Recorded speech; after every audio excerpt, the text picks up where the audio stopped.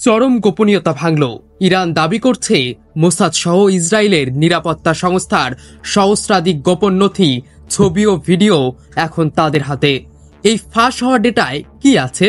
পারমাণবিক স্থাপনার নকশা, সামরিক অপারেশনের পরিকল্পনা, ফিলিস্তিনে গোপন মিশনের তথ্য ও মোসাদের শীর্ষ কর্মকর্তাদের ব্যক্তিগত ডিটেলস।